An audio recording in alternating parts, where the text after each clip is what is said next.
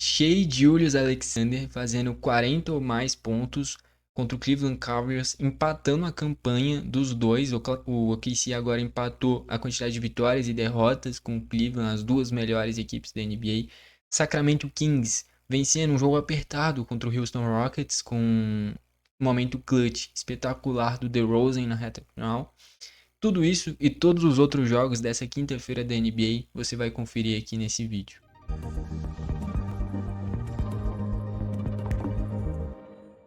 Vamos lá então, começando aqui pelo primeiro jogo, Detroit Pistons e Indiana Pacers, vitória do Indiana por 111-100. Esse atropelo, essa vitória do Clippers contra o Brooklyn e a vitória do Lakers contra o Miami, eu já trouxe no vídeo de ontem do canal, para quem quiser, beleza? Então já vamos começar aqui, sem mais enrolação. Olhando o primeiro lado do Detroit, o principal pontuador foi o Tim Hardaway, 25 pontos.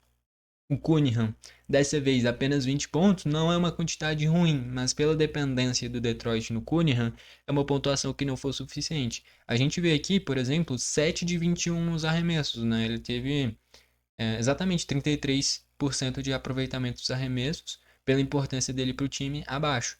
Ainda deu 9 assistências, que é o que a gente já espera do Cunningham também, mas pela dependência justamente do Detroit nele, acabou não sendo suficiente. Jalen Duran com 17 pontos e 17 rebotes com 27 minutos de quadra, bem interessante. Tobias Harris com 10 pontinhos também. O Ausar Thompson, o Amen Thompson é o do Houston Rockets, com 8 pontinhos, 7 rebotes. Vindo do banco, nenhum jogador com muito destaque, nenhum chegou na marca de 10 pontos. O Stewart em 20 minutos pegou 13 rebotes, interessante, fazendo a função do Jalen Duran, né, de pivô também. Os dois pivôs passando dos 10 rebotes, mas não foi o suficiente para Detroit. Eu acho que dos reservas o que mais decepcionou foi o Malik Beasley. Com certeza, cara.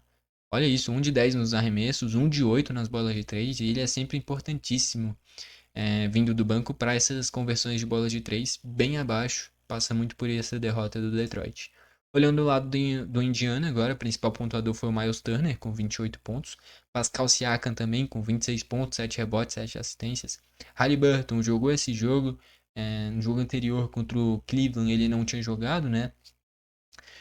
Não à toa o Indiana perdeu, ele faz muita falta para esse time, justamente pelo quesito assistências.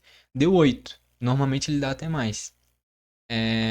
Mas de qualquer forma, melhor do que nada, né? Enfim. Neinhardt com 41 minutos de quadra, mesmo assim, 12 pontinhos, 4 rebotes, 6 assistências. Nenhum número muito impressionante, mas a minutagem realmente bem interessante. Passando muito do que é o padrão, né?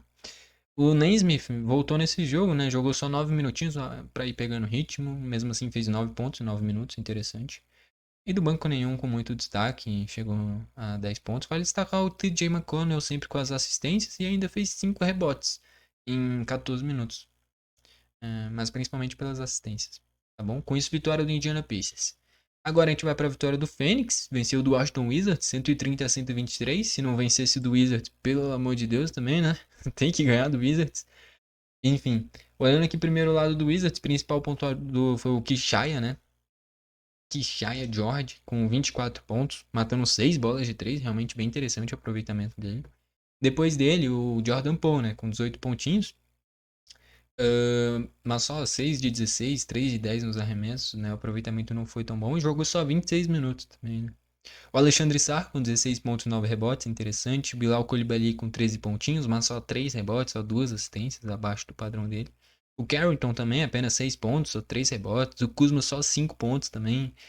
Principalmente o Carrington e o Kuzma devendo bastante. O Kuzma, principalmente, pela expectativa que tem em cima dele para ajudar bastante esse Wizards. No banco vieram caras que agregaram bastante, né? O Kispert com 14 pontos, Valanciunas com 11 pontos e 8 rebotes, e todos com uma minutagem baixa. O Valanciunas jogou 14 minutos.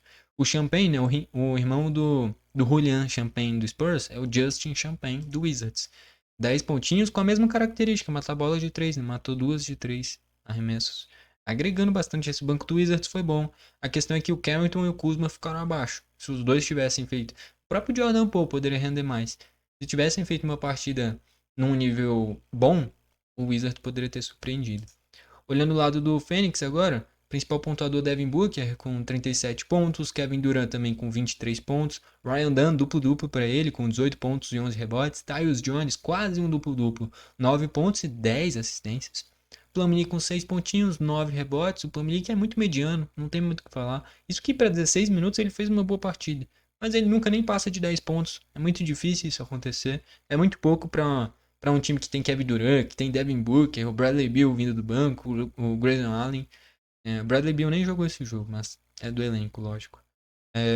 Ter o Plumlee como titular realmente não é o suficiente. É a mesma coisa pro Milwaukee Bucks quando a gente fala do Andrew Jackson Jr. O cara faz 2, 0, 6 pontos no máximo por jogo. Porra, é muito pouco para um cara de um time tão forte. Vindo do banco, o Grayson Allen, sempre espetacular, ó, 21 pontos, 5 de 7 nas bolas de 3, muito bom. Royce O'Neal, 9 pontinhos, o resto nada demais. Vale destacar o Morton Morris, Morton? Monte Morris, com 7 assistências, né, em 15 minutos, interessante também. Com isso, vitória do Fênix. A gente já vai agora pro principal jogo da noite, vitória do OKC, que nem eu falei, igualou as campanhas. 34 vitórias e 6 derrotas para os dois. E aqui foi um atropelo do OKC. O jogo até começou equilibrado, mas no momento que o OKC disparou um pouquinho, e aí a gente percebe quando é a noite ou não do time. O Cleveland foi pegando muito rebote, talvez tenha tido até mais rebotes no jogo. Eu acabei indo dormir. Acabei indo dormir, não, acabei dormindo durante o jogo. Dormindo no sofá mesmo. Quando eu já tava ali mais ou menos na metade do segundo quarto. E tava na mesma toada até esse momento. Depois eu não posso falar porque eu tava dormindo. Mas de. O Cleveland pegava os rebotes, o Cleveland arremessava e não convertia quase nada, cara. Então tem dia que é noite. Tem noite que é noite, no caso, né? Jogo de madrugada praticamente. Então os arremessos de quadra realmente não caíram do Cleveland. E aí o OKC aproveitou. E o Shea, de novo, espetacular. O Shea tá bizarro, cara. 29 minutos, 40 pontos. Ele já tinha feito isso, acho que contra o Knicks, recentemente. Pô, o cara não bateu meia hora e fez 40 pontos. Isso é bizarro. E ainda deu 8 assistências. Cara, isso que ele só usou uma bola de 3. O resto tudo jogadas simples de 2 pontos, praticamente. Assim, o Shea é bizarro. O Dort, cara, espetacular o jogo do Dort também. 19 minutos, 22 pontos. Muito acima da média dele. Ele normalmente não passa de 10 pontos, joga 30, 40 minutos. Dessa vez jogou só 19 e fez 22 pontos. 6 de 9 nas bolas de 3. Jogo espetacular do Dort, com uma minutagem baixa. Jalen Williams, que é o coadjuvante principal desse time, com 19 pontos, 6 rebotes, 5 assistências contribuindo. Kayson Wallace, dessa vez, só 6 pontos, 6 rebotes. 6 rebotes é interessante para a média dele, só que só 2 assistências. O Jalen Williams, que substituiu o Hartenstein, né? O KC jogou sem pivô, sem o Hartenstein e sem o Chet. E é por isso que eu falei, o Cleveland foi pegando muitos rebotes. Se a gente ver aqui, nenhum jogador do OKC chegou em 7 rebotes. Nenhum. Pode pegar qualquer um aqui, nenhum chegou em 7 rebotes. E o Cleveland foi o Jarrett Allen pegando rebote, o Mobley pegando rebote, o próprio Donovan Mitchell pegando rebote, principalmente o Jarrett Allen e o Mobley, e simplesmente as bolas não caíam, né? E aí o OKC ia convertendo e foi ganhando a partida aí. Vindo do banco, a Isaiah Joe, espetacular, 12 pontos, todos eles a partir de bolas de 3. O Carlson, que joga pouco, mas dessa vez entrou e matou umas 3 bolas de 3, que nem a gente tá vendo aqui, também foi bem. O Caruso também com 10 pontinhos contribuindo. Aí a gente olha agora o lado do derrotado, do Cleveland, e a gente já percebe que 3 dos titulares não passaram de 10 pontos e o principal apagado aqui, o Donovan Mitchell, 8 pontinhos. O Cleveland faz uma campanha espetacular, mas eu diria que assim, as duas equipes são boas coletivamente. Eu diria que o Cleveland tem um elenco mais encorpado, tem mais reservas que você pode colocar e contribuir para o time. O OKC também é bom nesse quesito comparado com a grande maioria das outras equipes da NBA. Mas o Cleveland se sobressai ainda mais nisso. Agora, quando a gente fala do, acho que é franchise player, que a gente fala que é o principal jogador da franquia. O Shea, que nem eu falei, 29 minutos, 40 pontos. O Donovan Mitchell jogou 20 minutos, fez 8 pontos. O Donovan Mitchell é a cara desse Cleveland, tem jogos espetaculares, mas ele oscila muito mais do que o Shea. O Shea vem de jogos em sequência com 30 mais pontos, agora fez 40. O Donovan Mitchell tem jogo que vai lá e faz 8 pontos, aí do nada vai lá e mete 30. Então, assim, ele é muito mais oscilante nesse quesito, né? É só a gente ver aqui, ó, 3 de 15 nos arremessos. Entendeu? Muito abaixo. Ele é mais irregular do que o Shea. Então, dá pra confiar mais nesse OKC porque você tem um cara que é muito acima da média. A temporada que o Shea tá fazendo é espetacular. Pra mim é o MVP. Tá bom? É... E eu acho que essa é a grande questão em relação ao Cleveland, nessa comparação direta. Lógico, é fácil eu falar isso porque o OKC venceu. Uma semana atrás o Cleveland venceu. Tá bom?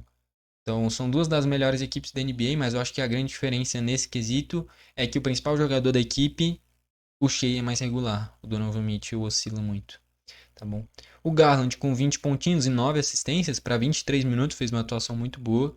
O Jarrett Allen 13 pontos e 7 rebotes para 16 minutos também é uma atuação boa, converteu todos os arremessos dele. Donovan Mitchell 8 pontos e 3 de 15 nos arremessos. Ele foi o que mais deveu nesse time. O Dean Wade com 6,5 rebotes, não dá para esperar muito, é um jogador que é só para agregar para elenco. O Mobley abaixo, né? Só 5 pontinhos. 2 de 7 nos arremessos, realmente não foi muito bem. O Ty Jerome vindo bem do banco com 12 pontos, vários outros com 9, 8 pontinhos que agregaram. Como eu falei, é um elenco mais encorpado. Então o Ty Jerome agrega, o LeVar agrega, o Sam Mary agrega, o Okoro agrega, o Niang agrega, o Max Struz agrega, só que em 19 minutos só 3 pontos. O Struz dessa vez abaixo. Nós são muitos caras para contribuir. Quando a gente olha o lado do OKC, é o Isaiah Joe, o Carlson apareceu agora, o Caruso e o Wiggins. O Kenrich Williams também. Então o Kenrich Williams, o Wiggins e o Isaiah Joe e o Caruso. São esses que jogam. O Carlson apareceu só nesse jogo e os outros não jogam tanto. Do Cleveland a gente viu enfileirado um monte de jogador. Então essas são as principais diferenças na minha visão. O Cleveland tem mais opções no banco. Do OKC é bom, só que o Cleveland tem mais opções. Só que o principal jogador da equipe, o do OKC é muito mais regular, que é o Shea. O Donovan Mitchell, 8 pontos, entendeu? Ele oscila muito mais, né? Com isso, vitória do OKC, 134-114. Vitória com certa margem, inclusive. Aí agora a gente vai para a vitória do Clippers, 118-89. Outra excelente vitória, tinha atropelado o Brooklyn Nets, né? 126-67. E aí já nesse back-to-back, vence de novo contra o Portland Trail Blazers. Olhando o primeiro lado do Portland, Scott Henderson, dos titulares, foi o principal pontuador, né? 16 pontinhos. DeAndre Ayton, 14 pontinhos. Shedon Sharp, 12 pontinhos. Mas o Alfred Simmons, principal jogador do time, talvez zerado. 0 de 9 nos arremessos. Então aí já fica claro onde é que talvez tenha sido o principal ponto da derrota. O principal jogador do time não fez um único ponto. Então, Alfred Simmons zerado. O Câmara também zerado. 2 dos titulares, sendo o principal jogador do time, não fez um mísero ponto. Aí quebra completamente. E de que o Banton ainda veio bem no banco com 23 pontos, né? Mas o Alfred Simmons bem abaixo.